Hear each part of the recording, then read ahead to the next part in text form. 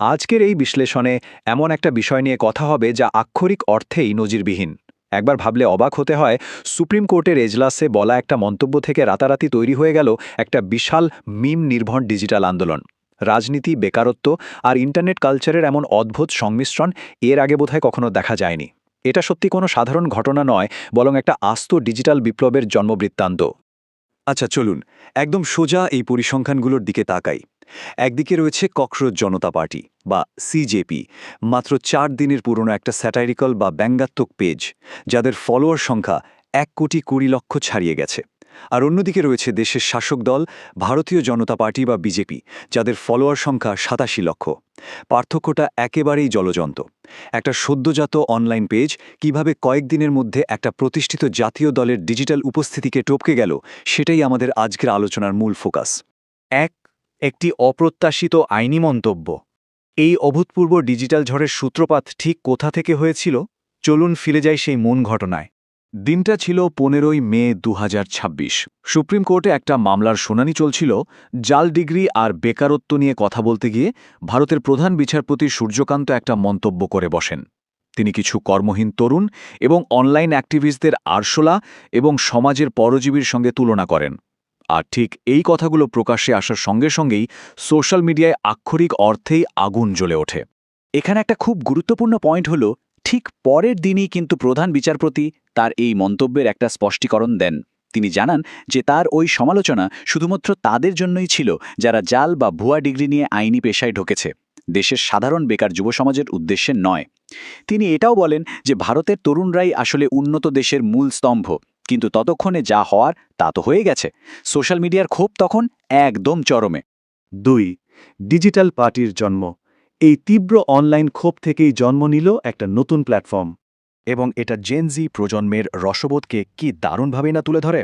Boston ইউনিভার্সিটির 30 বছর বয়সী ছাত্র এবং পলিটিক্যাল স্ট্র্যাটেজিস্ট অভিজিৎ দীপকে এই সুযোগটাকে কাজে লাগালেন। তৈরি হলো ককরোচ জনতা পার্টি। এদের যোগ্যতাগুলো শুনলে চমকে যেতে হয়। একেবারেই হাস্যকর আর চরম আত্মসমালোচনামূলক। মেম্বার হতে গেলে প্রার্থীকে বেকার হতে হবে, চরম অলস হতে হবে, মানে কোনো ফিজিক্যাল অ্যাক্টিভিটি করা যাবে না, দিনে অন্তত 11 ঘন্টা অনলাইনে কাটাতে হবে, আর প্রফেশনালদের মতো ক্ষোভ উগরে দেওয়ার ক্ষমতা থাকতে হবে।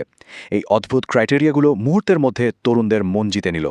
ব্র্যান্ডিংটা মজার হলেও এদের ইশতেহার কিন্তু বেশ সিরিয়াস এবং রাজনৈতিকভাবে ভীষণ স্পেসিফিক। এই 5 দফার ম্যানিফেস্টোতে দাবি করা হয় যে অবসরের পর প্রধান বিচারপতিদের কোনোভাবেই রাজ্যসভার সদস্যপদ দেওয়া যাবে না। বৈধ ভোট বাতিল হলে খোদ নির্বাচন কমিশনারদের গ্রেফতার করতে হবে। এছাড়া সংসদ ও মন্ত্রিসভায় মহিলাদের জন্য 50% সংরক্ষণ আর দলবদলকারী জনপ্রতিনিধিদের 20 বছরের জন্য নির্বাচনে নিষিদ্ধ করার মতো কড়া প্রস্তাবও তারা রাখে। ব্যঙ্গ আর রিয়েল পলিটিক্যাল ডিমান্ডের একটা অদ্ভুত কম্বিনেশন তৈরি হলো এখানে। 3. রেকর্ড ভাঙা ভাইরাল বৃদ্ধি। এবার আমরা দেখব এই আন্দোলনের ব্যাপ্তি ঠিক কতটা ছিল। এবারে টাইমলাইনটা একটু খেয়াল করা যাক। 15 মে সেই বিতর্কিত মন্তব্যটি আসে। ঠিক তার পরের দিন 16 মে সিজেপির অফিসিয়াল জন্ম হয়। এরপর দেখুন স্পিডটা। মাত্র 4 দিন পর 20 মে তারা ইনস্টাগ্রামে 1 কোটি ফলোয়ারের মাইলস্টোন ছুঁয়ে ফেলে। আর 21 মের মধ্যে সেই সংখ্যা 1,20,00,000 গিয়ে পৌঁছায়। এর পাশাপাশি 3.5 লক্ষেরও বেশি মানুষ অনলাইনে ফর্ম ফিল আপ করে এই দলের সদস্যপদ নিয়ে নেয়। ইন্টারনেটের দুনিয়ায় একটা মিম যে কিভাবে দাবানলের মতো ছড়িয়ে পড়তে পারে, এটা তার একদম পারফেক্ট এক্সাম্পল। সবচেয়ে আশ্চর্যের ব্যাপারটা হলো, এই সম্পূর্ণ কাল্পনিক একটা ডিজিটাল পার্টিতে যোগ দেওয়ার জন্য মেইনস্ট্রিম পলিটিশিয়ান, সমাজকর্মী, এমনকি বলিউড তারকারাও রীতিমতো লাইন লাগিয়েছিলেন। তৃণমূল সাংসদ মহুয়া মৈত্র এবং কীর্তি আজাদ প্রকাশ্যেই এই দলে যোগ দেওয়ার কথা জানান। সমাজকর্মী প্রশান্ত ভূষণ থেকে শুরু করে পরিচালক অনুরাগ কাশ্যপ এবং অভিনেত্রী কঙ্কনা সেন শর্মার মতো বিনোদন জগতের পরিচিত মুখগুলোও এই ট্রেন্ডকে প্রবলভাবে সাপোর্ট করে। একটা স্যাটাইরিক্যাল দল মূলধারার এত মনোযোগ কিভাবে কেড়ে নিল, সেটা সত্যি ভাবার মতো বিষয়। 4. ব্যঙ্গের আড়ালে থাকা যন্ত্রণা। তবে এই হাসির পেছনে একটা রূঢ় বাস্তবও লুকিয়ে আছে। এই পরিসংখ্যানটা কিন্তু বেশ চিন্তার। ভারতের বেকারত্ব সংকটের এই রূঢ় বাস্তব চিত্রটা একবার দেখা যাক। ডেটা বলছে ভারতে স্নাতকদের মধ্যে বেকারত্বের হার প্রায় 29.1%, যা অশিক্ষিত ব্যক্তিদের বেকারত্বের হারের চেয়ে প্রায় 9 গুণ বেশি। প্রতি বছর লক্ষ লক্ষ তরুণ ডিগ্রি নিয়ে বেরোচ্ছে ঠিকই, কিন্তু সেই অনুপাতে চাকরি তৈরি হচ্ছে না।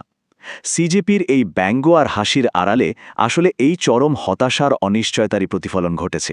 ঠিক এই সময়টাতেই ভারতে নিট বা এনইটি ইউজি পরীক্ষার প্রশ্ন ফাঁস নিয়ে দেশজুড়ে প্রবল আন্দোলন চলছিল।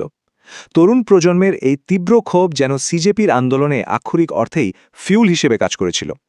আর এই প্রেক্ষাপটেই তারা একটা প্রতিবাদী গান রিলিজ করে, হা ম্যাহু ককরোচ বা হ্যাঁ আমি আরশোলা। প্রাতিষ্ঠানিক ব্যর্থতার বিরুদ্ধে রাগ উগরে দিতে এই গানটা রাতারাতি তুমুল ভাইরাল হয়ে যায়। সমাজতাত্ত্বিক দৃষ্টিকোণ থেকে দেখলে এখানে দারুণ একটা মিল চোখে পড়ে। যখন কোনো প্রতিষ্ঠান আন্দোলনকারীদের ছোট করার জন্য কোনো অপমানজনক শব্দ ব্যবহার করে, জেনজি প্রজন্ম সেই শব্দটাকেই নিজেদের আত্মপরিচয়ের হাতিয়ার হিসেবে বুমেরাং করে দেয়। যেমন ভারতে বেকারত্বের প্রতিবাদে আরশোলা শব্দটাকে একটা ব্যাজ অফ অনার হিসেবে নেওয়া হলো। ঠিক একইভাবে ২০২৪ সালে বাংলাদেশের সরকারি চাকরিতে কোটা সংস্কার আন্দোলনের সময়ও আমরা দেখেছি সরকারের তরফ থেকে আসা রাজাকার বা দেশদ্রোহী তকমাটাকে শিক্ষার্থীরা নিজেদের প্রতিবাদের প্রধান স্লোগান হিসেবে গ্রহণ করেছিল। অপবাদকে কিভাবে সম্মানের প্রতীকে পরিণত করতে হয় আধুনিক তরুণ সমাজ সেটা খুব ভালোভাবেই আয়ত্ত করেছে। ৫. প্রাতিষ্ঠানিক পাল্টা আঘাত। এবার আসা যাক এই পুরো ঘটনার ক্লাইম্যাক্সে।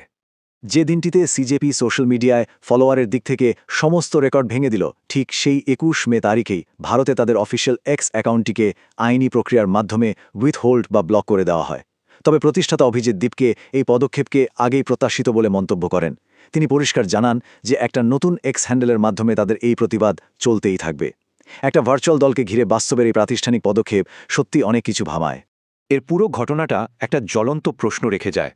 ককরোচ জনতা পার্টি কি সোশ্যাল মিডিয়ার আর ৫টা ট্রেন্ডের মতোই কয়েকদিনের মধ্যে বুদবুদের মতো মিলিয়ে যাবে, নাকি আজকের এই জেনজি প্রজন্ম প্রথাগত রাজনৈতিক কাঠামোর বাইরে বেরিয়ে এসে ডিজিটাল মাধ্যমে প্রতিবাদের এক সম্পূর্ণ নতুন এবং শক্তিশালী ভাষা আবিষ্কার করে ফেলেছে?